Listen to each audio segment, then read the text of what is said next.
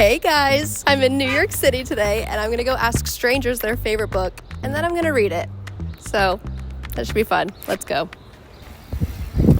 I wanted to find 3 new books that I've never heard of before, so I needed to find 3 strangers. And I remembered that the Book of the Month offices were in New York City. So I emailed them asking if I could personally talk to one of the people who reads over 200 books a year, who helps them curate their book selection to personally recommend me a book.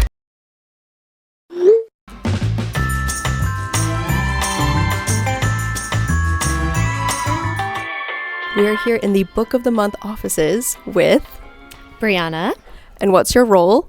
I'm the editorial director at Book of the Month. Crazy job. How many books do you read in a year, do you think? It's about 5 a week.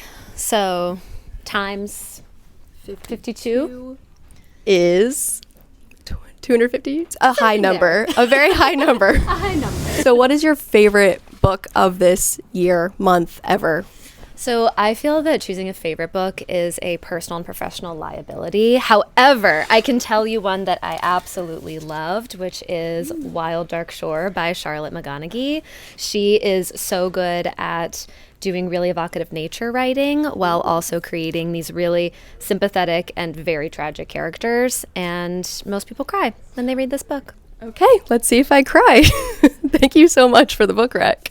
I hope you enjoy. Thank you. Well, let's go read it. I'm back from the streets of New York asking some strangers. That was so fun and good. I met some actual reader girlies just on the street, which was so nice. And then getting to talk to Brianna personally, who reads over 200 books a year and is one of the components that goes into actual Book of the Month books getting picked, was so special. And they actually left me quite a haul because they're very generous. So they're like, look at the shelves, anything you want you can take. So obviously I got Wild Dark Shore, the one that she actually recommended, which I will be reading. They gave me Water Moon, which is a fantasy book that looks beautiful. Excited to read this. I'm also kind of in I feel like I'm entering my fantasy era again. Oh, I didn't address the dress that I'm wearing. I'm about to go to an event that Ryan is speaking at, so that's why I'm dressed up. They gave me a sprayed edges version of The God of the Woods by Liz Moore. This won their Book of the Year award for 2024, and it has this really cool back. And I still have never read this, even though this was like a Goodreads pick and a Book of the Month award winner, so I definitely want to, and I love the cover as well. And then lastly, I was shocked when they had this book on their shelves because I saw this recommended to me in a Goodreads What Other Readers Are Reading, and when I read the synopsis, it looked so interesting because it's basically about 2 writers. It's called You Between the Lines, and I actually downloaded a sample of this on my Kindle and really liked it and was planning on buying it, and they had it and they gave it to me. I love the cover and I just am very excited to read about writers. So I'm leaving New York with 4 more books than I came with, and 3 new books that I will be reading because strangers recommended them to me. And first I'm going to be reading Brianna's pick, Wild Dark Shore. So let's just get started. I have no idea what I'm about to be in for.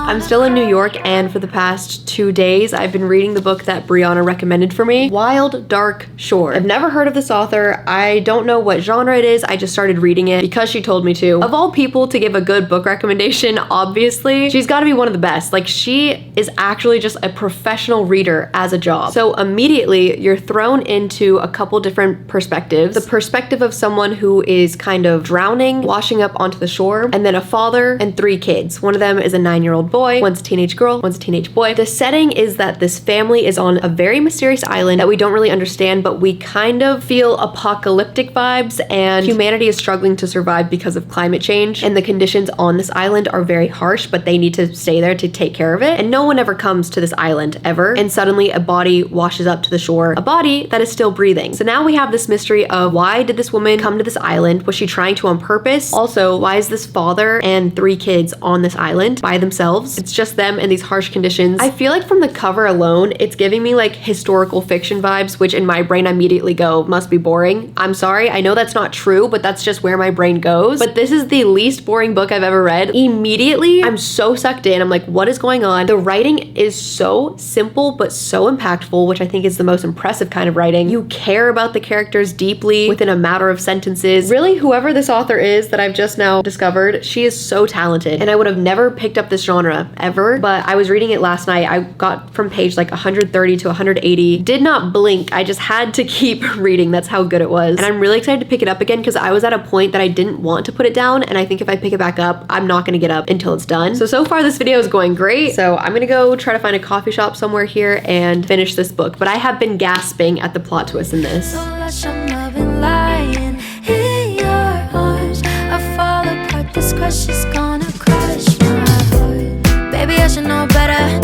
I have my retainer in, but from page 200 to 300, I did not move. This was insanely good, but it's bedtime as you can see, so I'll give you the review tomorrow. Okay, back in my home library, and I finished Wild Dark Shore while I was still in New York City. I really flew through this thing. This is definitely a page turner. I feel like this would be good for people who, I wouldn't say like get bored easily while reading, because there are some descriptions of the nature setting and stuff like that, but the chapters are pretty short. The book as a whole is pretty short, and the entire time I needed to know what was going on because everyone has a secret.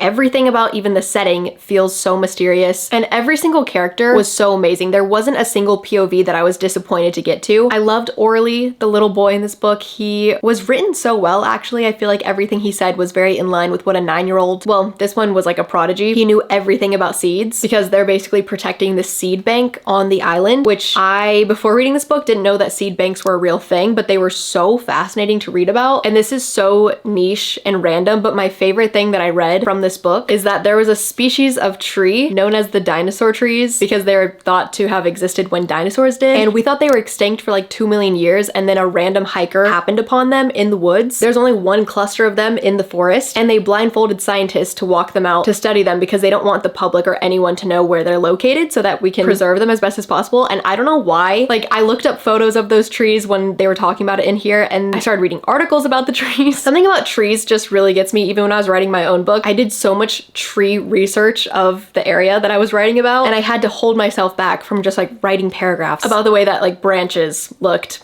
Apparently this author specializes in nature writing, and I feel like if I hear someone talk about lofty descriptions of what the landscape looks like, it sounds super boring, but this was very intriguing. It feels like the ocean and the island were characters of themselves, and I'm really glad that I didn't know this was a mystery novel going into it, because immediately you feel the sense of intrigue, and I don't think you need to be told that it's a mystery or a thriller, because it's more so written like a literary fiction book where it's very character driven and there's not that much backstory about how they ended up where they are now. You're aware that climate change has progressed and is taking a toll, but you don't really get much than that. It's just inferred. So I feel like you should just approach this as like a page turning, character driven, what's gonna happen, what are the secrets type of novel. Also, one of the main themes is how far are you willing to go to protect your family, and I really enjoyed following Dominique, the father of this book. I think she wrote his character so well. He's dead set on protecting his family, but when it comes to his teenage daughter, you see his internal monologue of loving her so much, and then whenever he actually speaks or tries to express it, something else comes out of his mouth and it makes her shut him out, and he doesn't know why he's even acting the way that he is. And I feel like that was so relatable, and I'm not even a father, but I just feel like everything that she wrote about every character, even if you can't personally relate to it, I don't know, I just feel like she wrote human instinct so well. So I am giving this 5 stars. I want to recommend this to Ryan, who has not read a book since Happy Place by Emily Henry, and all of my other friends. I feel like I could recommend this to guys in my life, to longtime readers, to people who just got into reading. This is an amazing book recommendation, and it's kind of a fun cycle where someone recommended this to me and then I'm gonna recommend it to someone else, and definitely would have never picked this up had I not been told. So I'm very grateful to this video and to Brianna for recommending it. And if you wish you had a personal Brianna in your life recommending you books monthly, then I think you would really like the sponsor of today's video, which is Book of the Month. If you don't know about them, that was the office that we were in when I asked Brianna, and Brianna is one of the people who reads tons of books, and they curate a list of sometimes debut authors, sometimes seasoned authors, or just the best fiction that they think that their subscribers will love. And I just trust them, never heard of the author, and I'll read it, and I found so many of my new favorite authors from them, new favorite books that I genuinely would have never picked up had I not been subscribed to them. So it comes in this little blue box every month, and for this month I chose The Griffin Sisters Greatest Hits by Jennifer Weiner. They have an app where they drop the picks for the month. This one is the contemporary fiction pick of the month, and I also really wanted their romance because look at this cover. This is gorgeous. Passion Project by London Sperry. Ooh, London's a cool name. This is just a great cover, and I think it's set in New York City, which is was quite fitting for this video. So if you want to sign up, I feel like this month is the best to do it because they're giving me a promo code DIAMOND to get your first hardcover for $5, and they're sending you a new hat, which is just really fun. And I genuinely just love the people who work at Book of the Month. You guys got to see like a tiny glimpse into their office, but I genuinely really love them. I love the hardback. Everything about them is satisfying, and I find so many new books. So you can check out my link in the description, and thank you to Book of the Month for sponsoring this video. Okay, I'm in a more residential area, so hopefully we find a reader girly out here. Excuse me? Oh, hi. Do you have a favorite book by chance? I would say either Queen of Shadows, or I recently read a book called Beneath the Scarlet Sky, which I absolutely loved. So one of those two. Ooh, what is that one about? It's kind of historical fiction. It's based on a young Italian teenager who's living in Italy during World War II, and he kind of has many life or death experiences, and it's very crazy. Oh, wow. Yeah. Okay, thank you. I'm going to check that out. Would recommend. What's your name, by the way? It's Riva. What about you? I'm Haley. Nice to meet you. Nice to meet you. Have a good one. You too. Bro, that's crazy.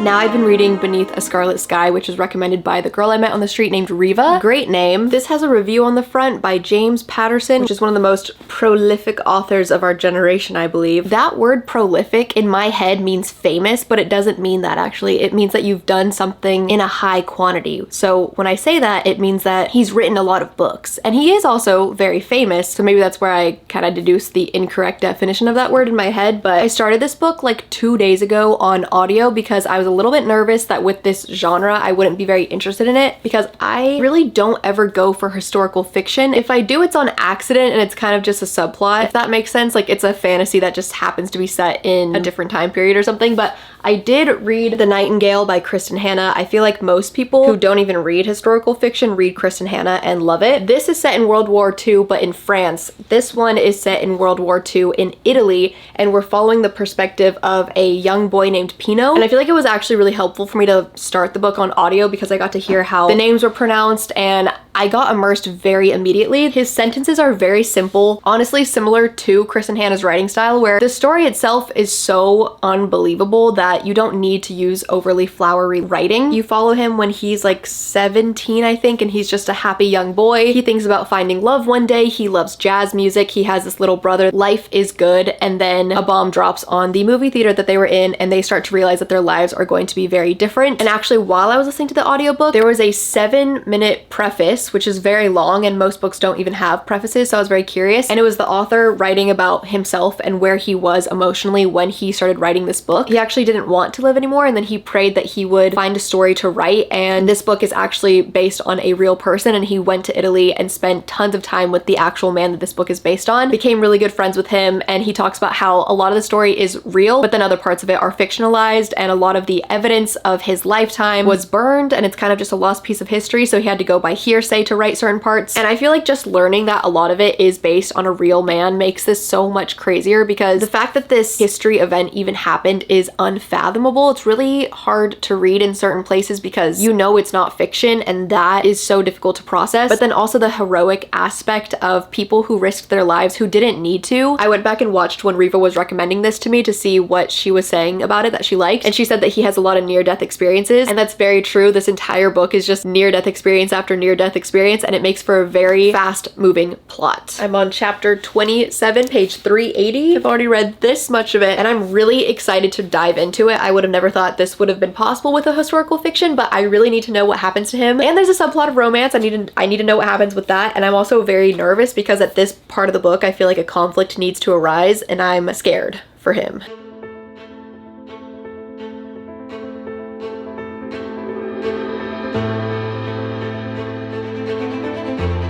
I'm in a Kindle mood for this book. It just makes it go by faster because my text is massive.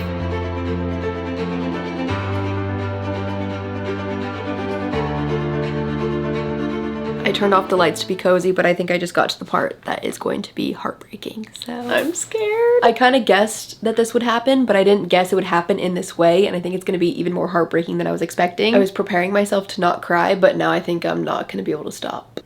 So, here we go.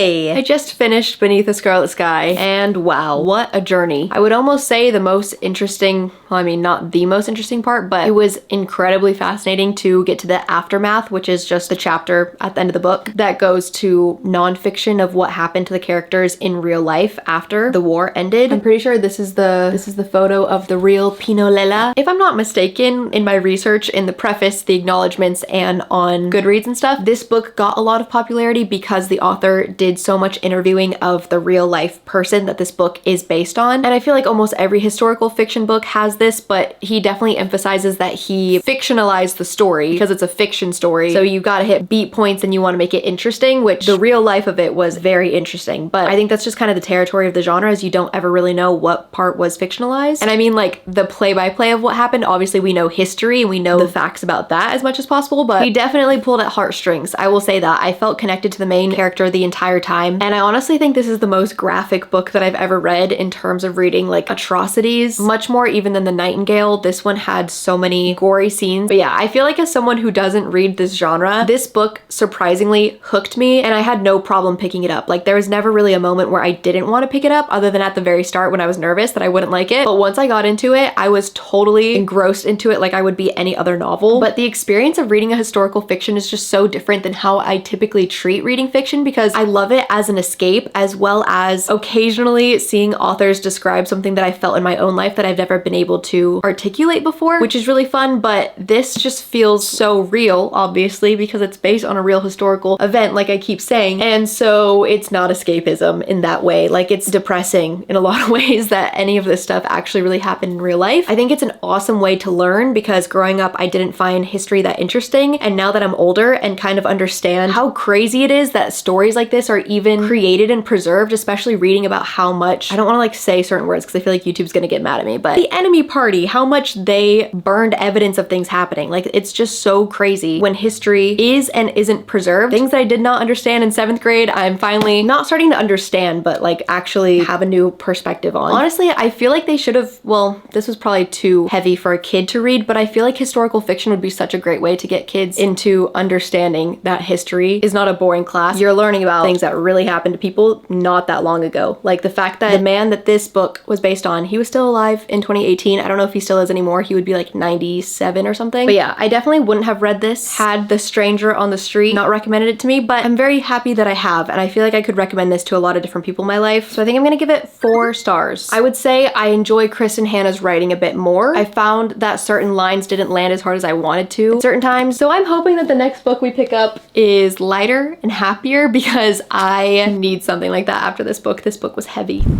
Okay, what's your name? Hi, my name is Jongyeon, Jungyon. So That's a beautiful name. What is your favorite book? I have one that I've been reading over and over the years. It's called The Hours by Michael Cunningham. And they actually turned that into a movie too, and to an opera. Ooh, okay. Is this like an old English type of book? American. So it's essentially like goes around, oh my gosh, I'm having a Virginia Woolf's life. So like when she's writing Mrs. Dalloway, so that's one part. And then a woman in her 50s like reading the book while she's pregnant. And then modern time, like maybe 90s New York. Her nickname is like Mrs. Dalloway because her first name is Clarissa. So that's like 3 women intertwined. Ooh. Yeah. So What about it do you love so much? oh my gosh. I think it's just how like even between like over the years, like a book can connect 3 women's lives in a way that's like, yeah. I'm not good at explaining, but personally I loved it. So I keep going back to it. Yeah. So. That makes sense. Okay, I will check it out. I've never heard of it before. Hopefully you enjoy it. Okay, thanks for doing that for me. That's so sweet. In this big city, it seemed like everybody was a stranger. Well, almost everyone.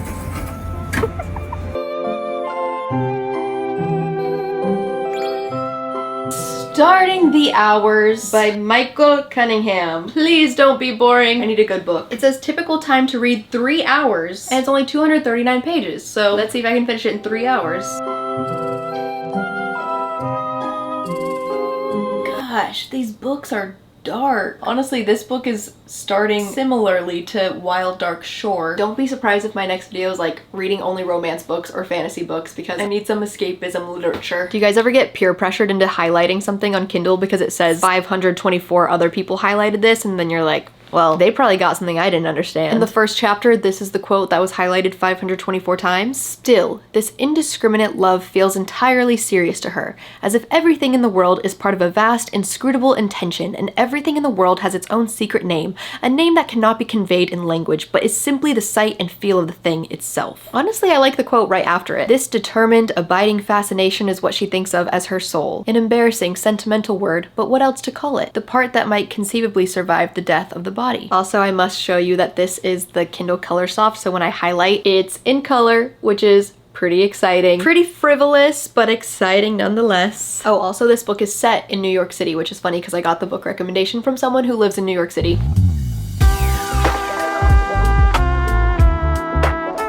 This writing style is super interesting, I will say that.